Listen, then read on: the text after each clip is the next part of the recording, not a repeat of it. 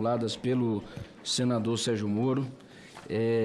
Vou me ater atentamente, senador, às questões que Vossa Excelência me coloca. Primeiro, o senhor coloca a minha tese de doutorado e agradeço sensibilizado pelo fato de o senhor ter lido este trabalho, como o senhor mesmo lembrou e foi honesto de dizer, é um trabalho acadêmico realizado dentro de uma perspectiva acadêmica, dentro da liberdade acadêmica, em que a gente tem, a partir de um rigor científico, metodológico, que sustentar uma tese perante uma banca de doutorado.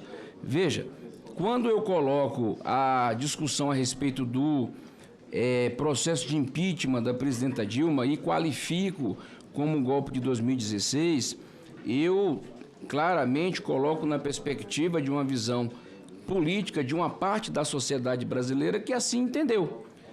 Eu, em momento algum, desqualifico o processo institucional levado a cargo por este parlamento. Até porque, naquela oportunidade, também estava acompanhando a presidenta Dilma Rousseff em todas as sessões deste impeachment e estive com ela aqui no dia em que ela veio fazer a defesa pública. Processo este que foi presidido pelo ex-presidente do Supremo Tribunal Federal, ministro Ricardo Lewandowski. Então, coloco a expressão da forma como ela é, uma crítica política ao processo. Na questão relacionada ao papel do Judiciário no combate à desinformação e à atuação do Supremo, trago à tona uma reflexão que faço a partir do tema central da minha tese.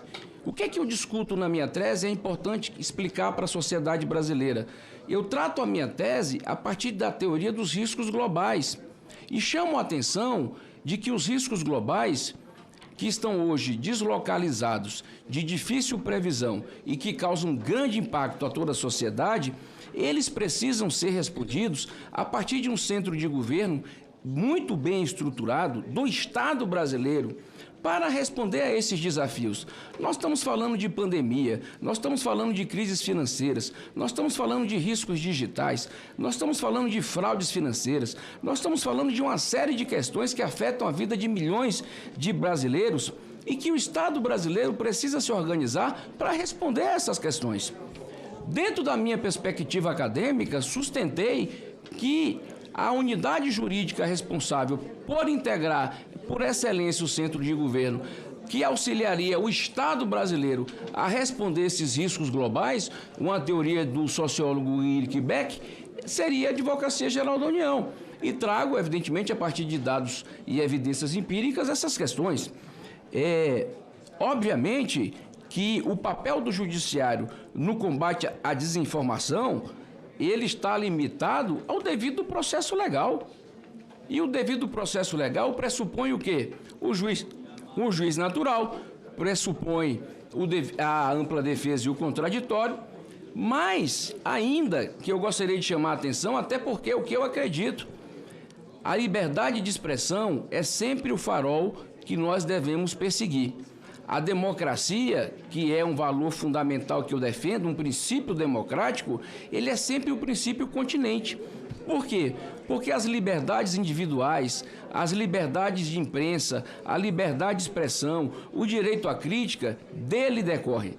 Não é nada fácil uma decisão judicial, seja do primeiro grau ou do Supremo Tribunal Federal, em qualquer tema que envolva o tema de desinformação. Até porque, como o senhor lembrou, desinformação ainda é um conceito vago. Eu advogo a tese de que o melhor espaço para que este tema seja tratado seja o parlamento. O Parlamento Federal, hoje, pode dar uma grande contribuição para discutir o tema do ponto de vista da sua legalidade, definindo de forma taxativa o que compreende por desinformação. Eu acho que o Senado Federal, quero lembrar, estava aqui nesta casa, aprovou o chamado PL das fake news. Aprovou e levou o tema para apreciação da Câmara dos Deputados. Portanto, o tema está hoje em análise pelo Parlamento Federal.